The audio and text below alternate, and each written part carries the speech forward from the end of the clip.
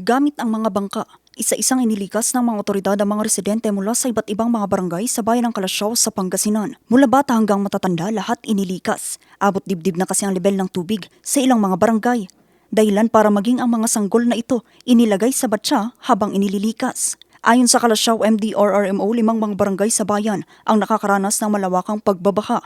Dulot ito ng pag-apaw ng Marusay River. Sa ngayon, nasa 215 na pamilya o higit 800 mga individual ang nananatili sa mga evacuation center. Wala naman po tayong any untoward incident or significant damages pa na natatanggap sa ngayon.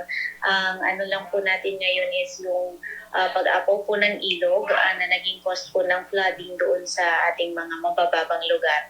Patuloy naman ang sinasagawang monitoring ng Kalasyaw LGU sa mga evacuees, kabilang sa kanilang tinututukan ang kalusugan ng mga ito. Meron naman po tayong mga naka-duty na from our health office doon po sa ating sports complex at nag-iikot din po yung ibang mga health personnel po natin doon sa mga identified po na evacuation centers para po masigurado na matugunan po at ma-check po yung ating mga kababayan na inilikas, lalong-lalo na po yung mga vulnerable individuals. Personal ring minonitor ni Kalasyaw Mayor Patrick Karamat ang ilang mga ilog, maging ang mga barangay na apektado ng baha.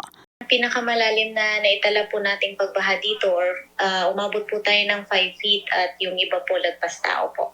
Base sa initial na report, meron pong 3 kabahayan na dalawang partially damaged at isang totally damaged na bahay.